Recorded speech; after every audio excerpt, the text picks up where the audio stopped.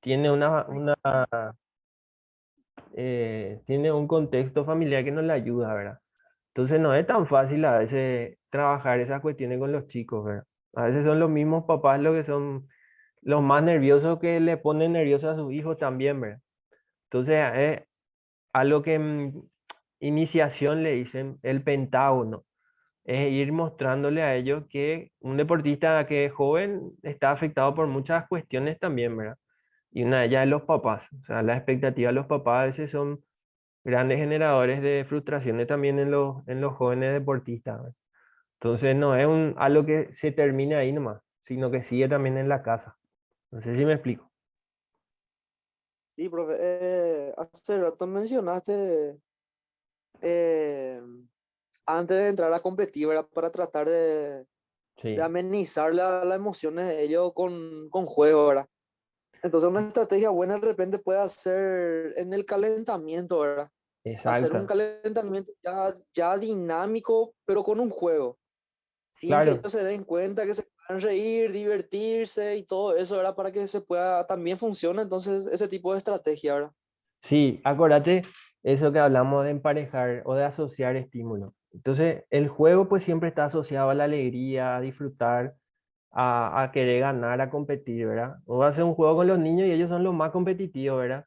Pero ellos quieren jugar nomás y es recordar en esos momentos, ¿verdad? Asociar ese, tal vez el calentamiento, como decís, que se generen esas emociones que son más facilitadoras, que son más agradables para ellos, ¿verdad? Sentirse cómodos, alegres, ¿verdad? Con ganas de entrar, independiente del resultado, ¿verdad? Eso es algo que siempre a ellos se les puede mencionar, que importa el resultado, pero también hay que hacer cosas para ganar. Y que si se pierde o se gana, recién empezamos, ¿verdad? Que hay muchas chances. Eh, Vas a ver, chicos, que lloran amargamente luego, como me decís, seguro pasó contigo también, después de perder. Entonces, el significado de perder también hay que enseñarle. El significado de perder no es que sos el peor ni él te ganó el mejor, sino que es también fortuito el fútbol. No es siempre que depende de vos nomás. Entonces, ir dándole esa información para que ellos vayan también modelando lo que son su idea al respecto, ¿verdad? eh, y también que puedan ir trabajando, ¿verdad? Esa gestión que implica varias dimensiones, como se puede ver ahí. Y después, ya estamos por terminar esta diapositiva. eh, Agudizar y percibir estímulos y eventos relacionados a mi conducta, dice, ¿verdad? Esto se usa mucho para, por ejemplo, aprender cosas nuevas o mejorar en alguna cuestión tal vez técnica. Se usa una estrategia que se llama visualización. Y yo visualizando puedo mejorar tal vez una ejecución técnica, por ejemplo, un tiro, o puedo tener una conducta alternativa. ¿En qué situación, por ejemplo, usamos eso? De enseñarle una respuesta alternativa, por ejemplo, a la violencia, a la agresividad.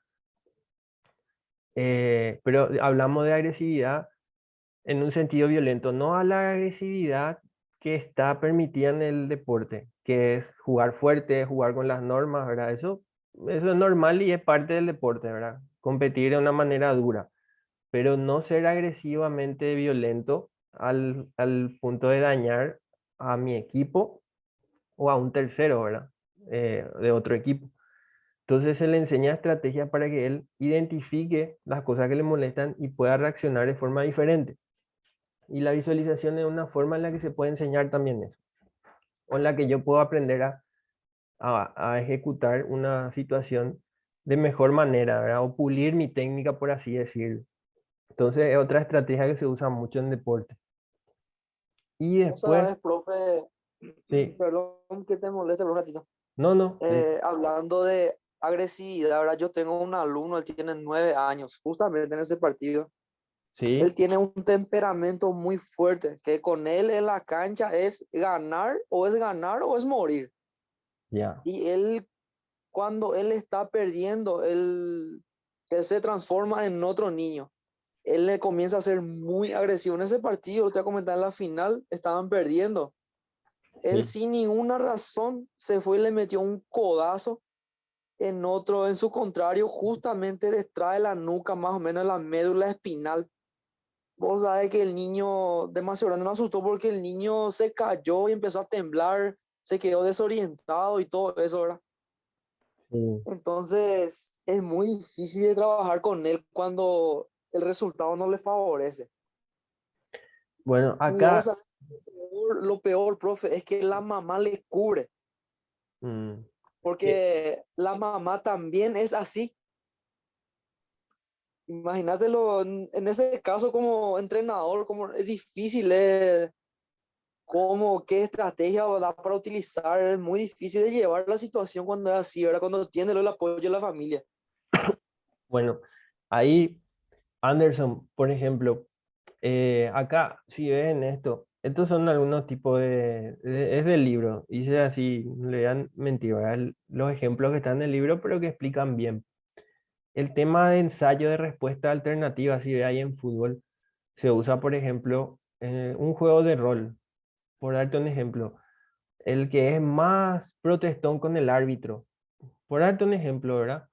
En tu grupo y hacen un partido y él es el árbitro, que él cambia un poco el rol para ver qué experimenta un árbitro, ¿verdad? Porque es duro ver chicos de 7 8 9 años ya así protestando al árbitro como si fuera el villano, ¿verdad? Entonces, ese tipo de juegos de rol le ayuda a entender un poco el punto de vista del otro también y cómo es exigente, ¿verdad? Pues seguro sus compañeros se le van a quejar o van a hacer una cuestión y él va a tener que tomar una decisión, ¿verdad? Eso puede ayudar. Después también, cuando hablamos de una respuesta alternativa, es hablar sobre lo que está mal hecho. Por ejemplo, meterle un codazo a un chico por atrás tiene esas consecuencias, ¿verdad? En ese momento identificar por qué lo hace, o sea, ¿por qué? Porque quiere ganar, pero ganar de una manera que es desleal no es ganar. O sea, ganar por ganar, porque quizá eso, como decir, el de la familia también tiene un mensaje, ¿verdad? Que lo que único que importante es ganar y realmente a veces no. Y como decía, esta etapa formativa donde ellos tienen que entender que ganar de una manera leal es la mejor forma de ganar. Ganar, ganar por ganar y siendo una persona que le pone en riesgo a otra es algo que está mal visto y que está sancionado además. Tiene una regla del juego que las personas que responden así tienen roja, ¿verdad? Entonces, primero es entender por qué lo hace y generar una respuesta alternativa. Y una respuesta alternativa puede ser que cuando quiere ganar, ¿verdad? Que tiene que hacer las entradas limpias, por ejemplo.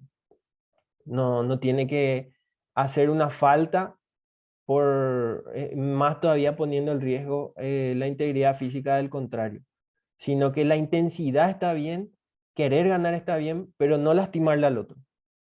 O sea, darle también lo que está bien que hace, pero tratar de reforzar la palabra que usábamos también antes, lo que hace bien. Si él es intenso, bueno, eso sí te voy a felicitar, eso sí quiero, pero lastimarle al otro, no, eso no.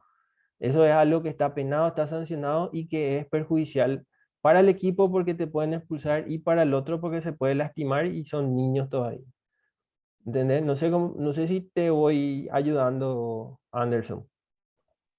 Sí, sí, profe, excelente, Y después también excelente, muchísimas gracias. enseñarle, por ejemplo, que cuando él está así, él está tenso, está descontrolado, está nervioso y que necesita estar tranquilo. Entonces, una estrategia a lo que se puede llamar modificar nomás el lugar donde él está. Que él no se meta, ¿verdad? O tener un compañero que le saque de ahí o un compañero que le recuerde que se tranquilice, ¿verdad? Que sea como un ancla. Porque al final es un deporte de equipo y se contagian también las cuestiones. Lo emocional a veces se contagia mucho, ¿verdad? Y a veces dentro del equipo hay algunos chicos que son más concienzudos y eso te pueden servir de ancla para los que son más descoordinados o más atolondrados, por así decirlo, ¿verdad? Entonces, también es como un equipo puede funcionar a nivel emocional, ¿verdad? En tema de fútbol se ve mucho de eso. Lo contagiante que es el estado de ánimo, ¿verdad? Entre jugadores y más entre los niños. Entonces, esas son cuestiones que quizás vos puedas observar en tu grupo, ¿verdad? Para poder trabajar eso. Y bueno, esto es lo que sería de ese, digamos, de esta presentación. Eh, Ahora le vamos a avanzar a otra cuestión que es muy interesante también, que tiene que ver con, ahí está compartiendo, con algo muy conocido, ¿verdad? Que está todo relacionado. Es el tema de la ansiedad. No sé si alguna vez, seguro que sí, ¿verdad? Profe, Señor, antes de continuar, de por ahí si se llega a cortar la clase, seguimos nuevamente.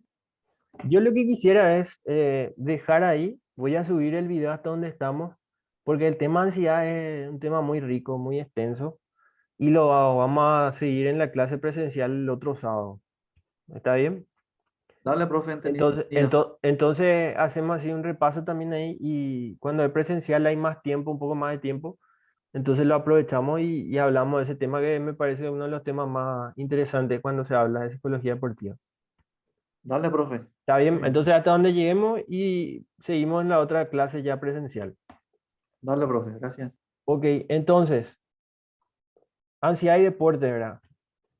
Como ya hicimos toda una introducción, ya sabemos que la ansiedad es una emoción, cómo funcionan las emociones, que tienen efectos fisiológicos, cognitivos, motor, ¿verdad?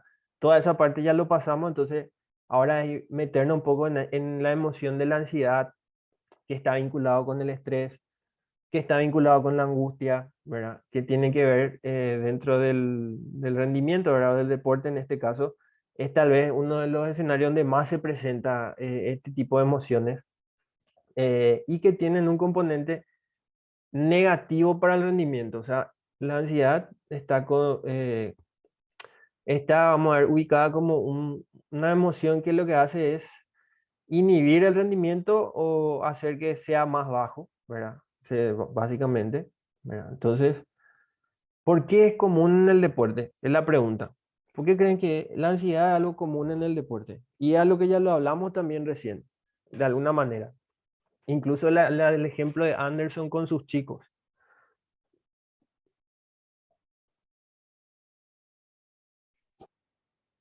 En cuanto a la ansiedad en el deporte, profe, podría ser, bueno, digamos, el estar, esa sensación de estar impaciente y tranquilo durante un encuentro deportivo, Sí. digamos que más de una final, Ah, más mirando por obtener el resultado realmente y no mirando todo ese proceso de... de competición, ¿verdad? Y va bien tu análisis, Sergio, porque me dijiste de que te salga mal algo, ¿verdad? Entonces eso es una amenaza, ¿verdad? Es algo que pone socialmente Una una sensación amenaza, de ¿verdad? intranquilidad, de nerviosismo, de preocupación sería. Exactamente. Es muy común porque el ámbito deportivo es muy estresante de por sí y no solo estresante, sino que las amenazas están presentes siempre. Perder. eh, Usted ahora vieron los partidos de Copa, ¿verdad? Jugar contra equipo brasilero, qué sé yo, el campeón, el otro en su cancha juega bien, penales, etcétera. Entonces, desde por sí nomás luego hay una amenaza y claro, por eso está muy presente y es muy estudiada y trabajada en el deporte la ansiedad.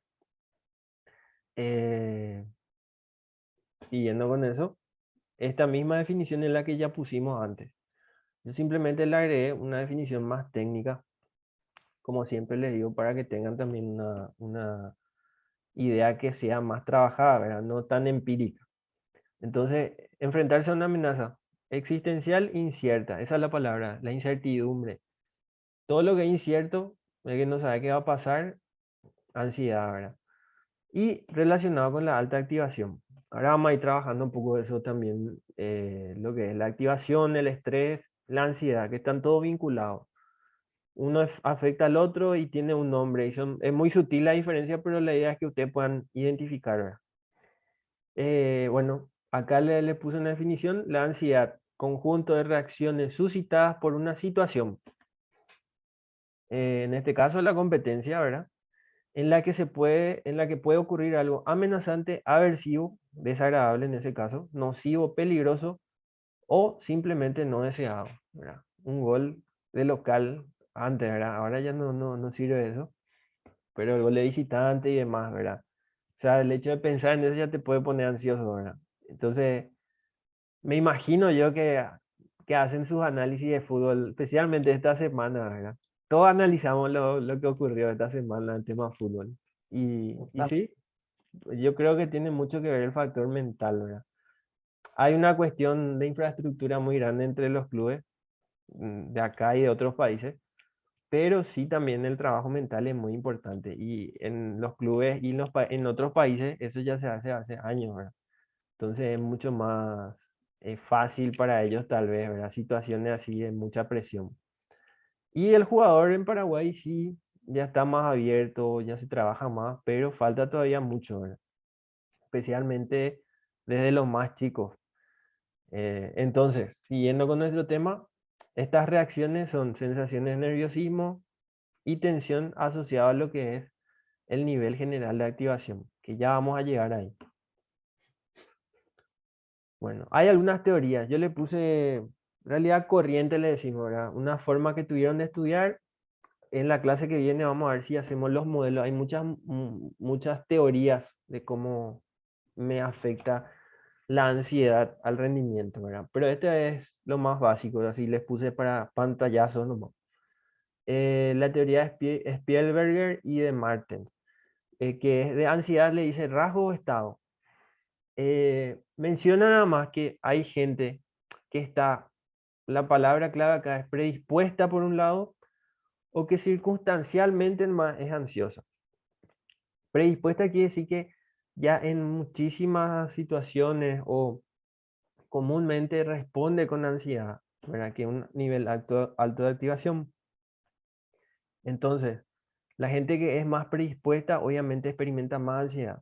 Deportistas, estamos hablando de deportistas, por eso se hizo también con deportistas.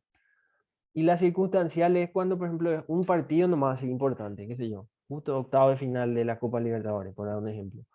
O no sé, está en juego el campeonato, ¿verdad? Y entonces ahí es como circunstancial, normal y propio de la competencia. Entonces se va identificando y viendo si realmente es un rasgo o un estado nomás de la persona. Entonces después entonces fue evolucionando, ¿verdad? Con otros estudios. Ya pasó a algo que es multidimensional, que es lo que sigue y ven ahí. Ellos clasificaron la ansiedad, así como el nivel fisiológico cognitivo, ¿verdad? Ahí se empezó a usar esto. Lo clasificaron, de hecho, el triple sistema de respuesta que yo les mencioné es pionero para los trabajos con la ansiedad a nivel clínico también, ¿verdad?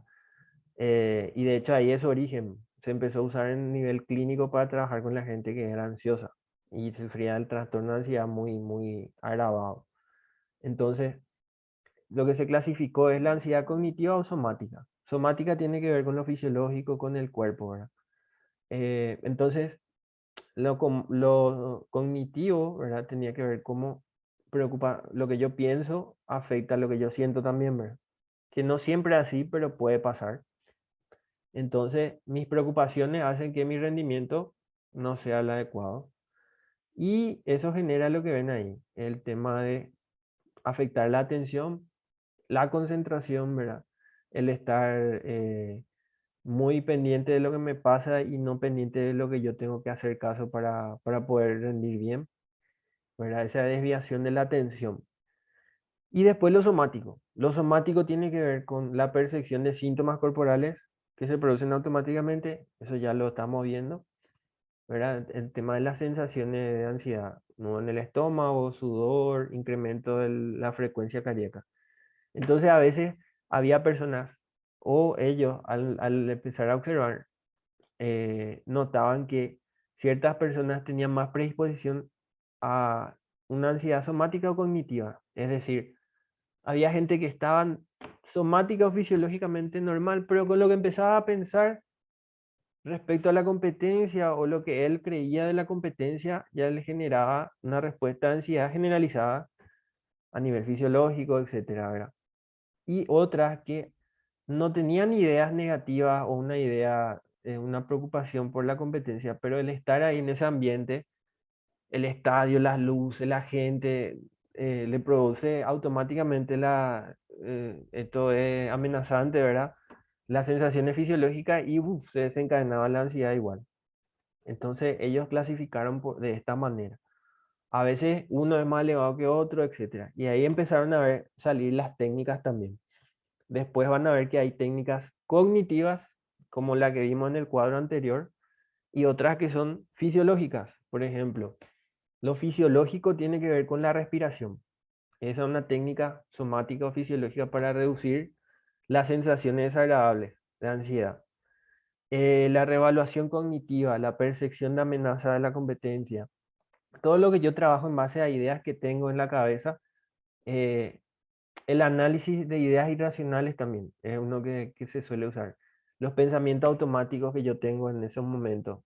El autodiálogo, o sea, lo que el atleta, la deportista, el deportista se dice, ¿verdad? Eso todo se va viendo y se va tratando de modificar. La noción es que si yo modifico lo que pienso, voy a modificar lo que siento. Entonces, por eso se trabaja esas ideas. Si el atleta es muy irracional, si el atleta es muy negativo, se trabaja para que eso modifique. No es un falso positivismo, ni es un cree que soy el mejor, sino es indagar realmente a ideas que tienen una estructura, ¿verdad? O sea, si van leyendo así el tema, van a ver que tiene una estructura y una forma de guiar la conducta como si fuese una norma, ¿verdad? Y nos hace ver y todo lo que hacemos al final está basado en esa idea, una idea así tan profunda, tan arraigada y tan aprendida que te afecta, ¿verdad? En lo que haces. Y claro, si vos solo haces en tu vida diaria, en el deporte con más razón. Por dar un ejemplo, el pensar, como estamos hablando con Anderson, en blanco y negro. Pensar en blanco y negro es eso, ganar o ganar. Si gano, soy el mejor, si pierdo, soy el peor. Y no es así, sino que hay matices, ¿verdad? Entonces eso es aprender, ¿verdad? Si gano, no soy el mejor, si pierdo, no soy el peor, pero es un trabajo muy minucioso. El notar solamente cosas negativas tiene también un nombre.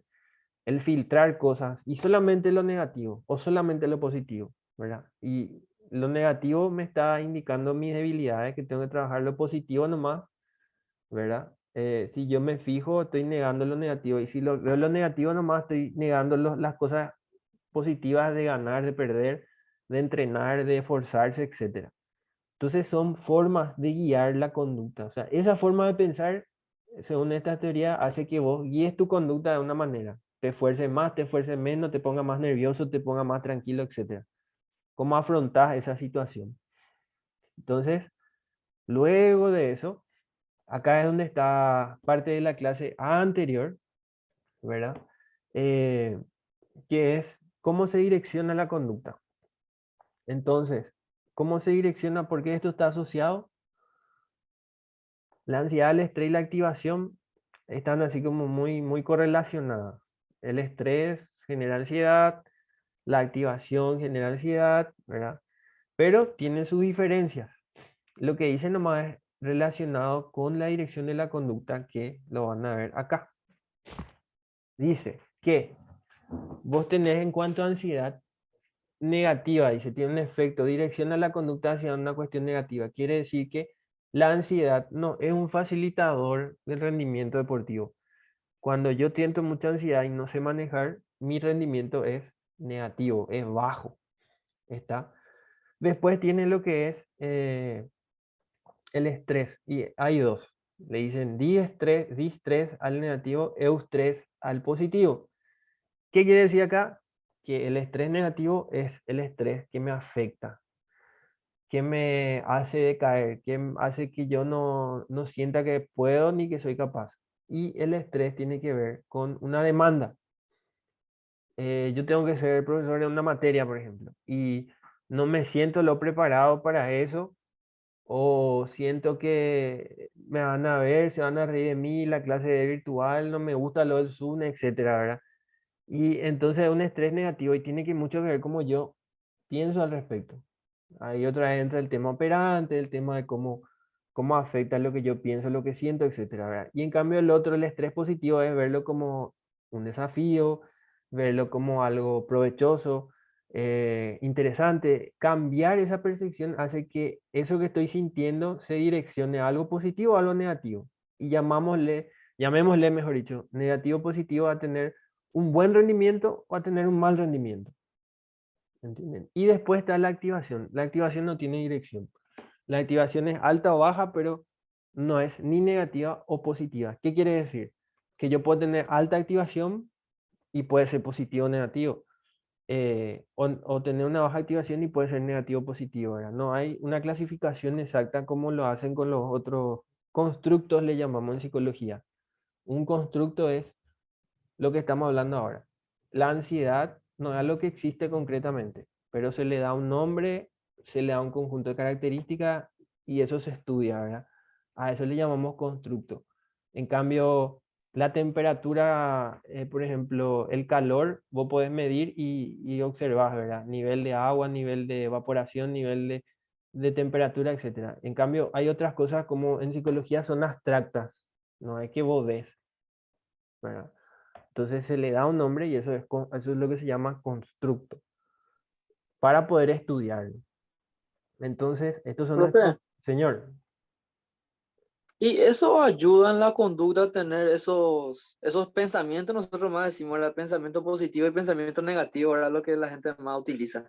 sí. En la hora de la acción, por ejemplo, ¿será que ayuda eso? Por ejemplo, cuando uno tiene... ¿a qué yo voy acá? Es muy interesante lo que me decía Anderson, porque a mí también a veces me hace analizar para poder explicar, ¿verdad? Eh, ¿Viste cuando es un parte de de nuestros ítems son algo, o sea, los constructos que vamos a ver también son autoconfianza y personalidad, etcétera? Dentro de autoconfianza hay una mención de algo que se llama falsa autoconfianza, ¿verdad? La autoconfianza es la percepción de que vos tenés los recursos y la capacidad para afrontar lo que vas a hacer, la tarea que tenés que hacer. ¿Verdad? Que vos vas a ser eficaz en eso. Es que vos sabés que podés hacer esto, ¿verdad? Sabés que entrenaste para hacer esto. ¿Cuántas horas sufriste? ¿Cuánta gente dejaste? De dónde venís? O sea, ¿verdad? Y ese es un autodiálogo. Imagínate que yo me digo eso a mí mismo. Y en cambio me toca un partido así contra un equipo brasilero y yo digo, "Ndea, ellos lo tienen más. Que puta, ellos lo chutan mejor o ya, por eso más rápido. ¿Entendés? Y yo empiezo eso es un pensamiento negativo en el sentido de que yo estoy mermando y no estoy reconociendo también mis capacidades y no estoy fiándome de mis capacidades, ¿verdad? Entonces, los pensamientos que yo direcciono y que son racionales, ¿verdad? Pueden hacer que yo tenga un mejor rendimiento. No me garantiza eso ganar. No quiere decir que uno se va a ganar, eso nosotros vamos a ganar, pero tu competencia, tu rendimiento va a ser más presentable, va a ser más difícil para el otro, va a ser más, vas a hacer algo más, ¿verdad? Que dejarte guiar nomás por esa forma negativa de pensar. ¿Me explico? Entonces, si vos podés modificar de una manera realista y de una manera realmente racional, claro que sí te puede ayudar. ¿Qué sería irracional? Decir, no, yo sé lo chutar y soy bueno luego jugando, pero yo no entreno, yo no hago todo el ejercicio, yo no me esfuerzo al máximo, yo no me cuido, no tengo cuidado invisible, yo no me alimento bien, etcétera, etcétera, ¿verdad? Eso es irracional y es hasta creer que es mágico el tema, ¿verdad? Pero si vos seguís todo, vos entrenás bien, te das cuenta que tu equipo es bueno también y que es una cuestión de tal vez saber manejar la situación, claro que sí te puede ayudar, ¿verdad? Pero eso es un trabajo también que no es solamente psicológico, sino de técnico, táctico, físico, ¿verdad? Abarca todo. Entonces, sí, te puede ayudar si lo estás entrenando en forma, ¿verdad? Creo que respondí tu pregunta, Anderson. Sí, profe, sí, sí, ¿Sí? espectacular. Entonces, más o menos, la última parte que vos dijiste es lo que más me gustó porque digamos que es una fantasía de repente que una persona tiene en su cabeza, ¿verdad? De creer Sí, que sabe patear, creer que sabe jugar, pero como él no entrena, no se alimenta bien, entonces él mismo crea falsas expectativas, ¿verdad? sí. Sobre él que le va a salir bien, pero no realiza los entrenamientos adecuados y todo eso. Ahí está, ahí va de la mano nuestras definiciones de ansiedad y estrés, por ejemplo. Cuando la demanda del ambiente supera lo que yo puedo hacer, ¿verdad? Entonces ahí yo empiezo a sentir más estrés, más ansiedad, porque realmente lo que demanda de mí me supera. Pero ponete nomás a pensar en condiciones iguales, donde todos los equipos entrenan, todos juegan, todos se cuidan, todos tienen nutricionista. Estos factores son así, pequeñitos, pero marcan muchas diferencias, ¿verdad? Y en los niños, por ejemplo, lo que yo creo, no sé si ahora sigue siendo así, ¿verdad? Pero me acuerdo antes, lo que sabían jugar, tipo, no entrenaban luego, o no hacían luego todo el entrenamiento porque sabían jugar, ¿verdad? Pero hoy en día la exigencia del deporte no es más así. El talento solo ya no hace más que una persona logre cosas. O sea, tiene que hacer un esfuerzo extra otra vez, ¿verdad? Es muy demandante y cada vez más competitivo, entonces ya no es tan fácil, ¿verdad? Quizá antes era un poquito más fácil, pero ahora no. Ahora son todos muy iguales, ¿verdad? Las formas de entrenamiento que tienen. Y bueno, siguiendo con esto, después lo que viene es este otro autor, que es lo que hace incluir lo que es lo interpersonal, lo intrapersonal, que es el contexto, la parte de socialización, y puso nomás ya todo junto. La ansiedad cognitiva, la somática, la ansiedad de estado, la ansiedad de rasgo, ¿verdad? En un nivel positivo o negativo. Un modelo que hizo para explicar el tema de la ansiedad. Básicamente es eso. Y acá está. Acá tenemos nosotros lo que es la activación. La definición primera es algo que ya estábamos en las otras diapositivas hablando, ¿verdad? La activación, entiéndase que es general, es a nivel físico, es a nivel psicológico, fisiológico, ¿verdad? Y es un parámetro. No sé si eso lo hablamos, pero así rápido. Que va desde lo más ligero, que puede ser un sueño profundo, el letargo de una siesta cuando te estás levantando, hasta un estado de alerta máximo, que puede ser un estado de muchísima alegría, de frenesí, de júbilo. Llamarle, por ejemplo, en un evento, una carrera de 100, ¿verdad? Un momento donde tu activación está al tope, prácticamente al 100%. Entonces, la activación tiene que ver con eso. Anteriormente era algo más físico. Entonces, ahora también hablan de que a nivel también de la percepción, de la forma que tenés de pensar, de cómo procesar la información, ¿verdad? A nivel cognitivo psicológico. Entonces, una definición ahí que tenemos es un estado multidimensional complejo que refleja la preparación de anticipación del organismo para responder. Como yo ya me preparo para esa ejecución, ¿verdad? O para ese momento. Es decir, es una respuesta inmediata del organismo a nuevos estímulos, ¿verdad? Es eso que decimos adaptación a veces. Pasa algo y mi organismo se va adaptando a eso. Tiene que adaptarse para poder sobrevivir, ¿verdad? Entonces, acá es donde entramos a tener, tanto en el estrés como en la activación, podemos llamar o podemos encontrar que hay activación positiva, activación negativa, ¿verdad? La activación positiva es cuando la percepción de competencia que tiene el deportista es algo que le gusta. Sentir que va a competir, sentir que está a un nivel alto, que no todos pueden estar ahí, sentir que la emoción, la adrenalina de un evento así como ese, ¿verdad? Entonces, las sensaciones son asociadas con cuestiones agradables y la motivación es alta. La motivación es un tema también que tenemos que es muy bueno, el entender realmente qué es motivación, ¿verdad? Entonces, una activación alta hace, o sea, positiva, perdón, hace que se perciba la competencia de una manera más agradable, o como algo bueno. Y lo negativo es cuando, por el contrario, ¿verdad? El deportista se enfrenta a eso, al entrenamiento, a la competición, ya con ansiedad. Ya está presente los signos de ansiedad y entonces asocia esas sensaciones fisiológicas con algo negativo, que es lo que muchas personas que sienten ansiedad experimentan.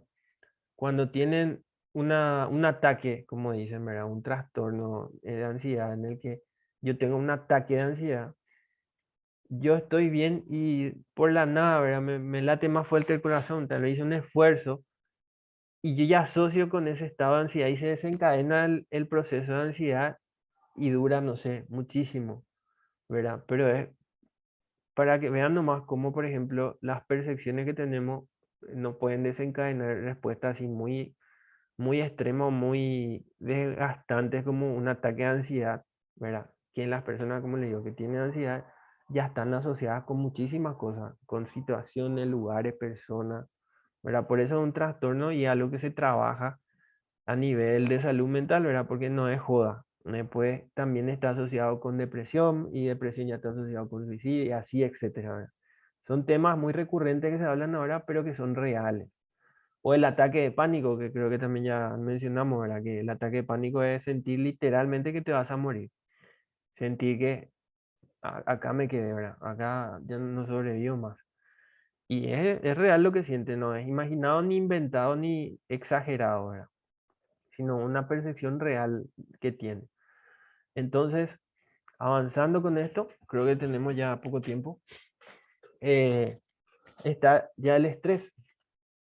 El estrés no se puede especificar, ¿verdad? Pero sí se puede sentir de alguna manera. Y tiene que ver estrés, ¿vieron cómo se va relacionando el estrés con la activación? La activación con la ansiedad. O sea, todo tiene un vínculo, de alguna manera se relaciona, no se correlaciona. El estrés sí es adaptativo, depende de la situación, depende de los recursos de la persona, depende de lo que percibe, de cómo está, etcétera, ¿verdad? Y el estrés, acá está su definición, es cuando hay un desequilibrio entre lo que el deportista percibe que son sus capacidades y lo que el ambiente demanda, lo que hablamos hace un rato. Y ahí está el eustrés, el estrés positivo, y el diestrés, el estrés negativo, que estaba en el gráfico anterior. Van a notar que es el positivo cuando la activación, vos, esa adrenalina, como les dije, ¿verdad? Esas sensaciones corporales, ese que tu pierna ya se mueve solo, ya así no puede estar quieto, tener mucha inquietud, ya no te puedes sentar, vos lo ves como algo estimulante. Ya estoy por competir, ¿verdad? Ya me va a tocar. Y es, es desafiante, es motivante, es emocionante, ¿verdad? Y lo ves como algo que querés, ¿verdad? Entonces, la percepción que tenés en ese sentido y la activación que vos tenés te dice, esto me gusta, ¿verdad? Estoy bien para hoy. En cambio, cuando vos tenés lo contrario, el distrés o el estrés negativo, vos todas esas sensaciones ya están asociadas con cuestiones negativas. Eh, Tiene respuestas que son descontroladas, dice ahí, ¿verdad? Y esa excesiva activación se percibe o se siente como algo que ya me va a perjudicar, ya me está perjudicando y esto no me va a ir bien, ¿verdad? Entonces, por eso es muy importante cómo el atleta percibe eso, porque no va a dejar de sentir ansiedad, no va a dejar de sentir miedo, no va a dejar de sentir nervios, no va a dejar de sentir angustia en algún momento, pero es enseñarle, ¿verdad? Que eso que se siente puede facilitar el rendimiento y que no está mal y que no necesariamente va a perjudicarme, sino que yo cómo interpreto lo que tengo que ir viendo. Entonces, yo creo que estamos por terminar. Nos quedan 2 diapositivas y nos quedan segundos. Si no lo vemos todo, lo vamos a ver después, pero les dejo ahí. Fuentes y efectos de ansiedad. Lo digo rápido. ¿Qué es lo que puede generar ansiedad o nerviosismo excesivo? La importancia del evento, la cercanía del evento, mientras más cerca está ya de ese partido, de esa situación, ahí yo ya estoy más ansioso. La incertidumbre, la amenaza del fracaso, las situaciones novedosas, las experiencias frustrantes y después otros factores que pueden ser personales, profesionales, etcétera, ¿verdad? Eso lo vamos a hacer un repaso en la próxima, para cerrar. Y estas son manifestaciones más comunes de los deportistas a nivel fisiológico, cognitivo, conductual, de cómo se manifiesta la ansiedad, el nerviosismo excesivo, ¿verdad? En ellos. Justito va a cortarse.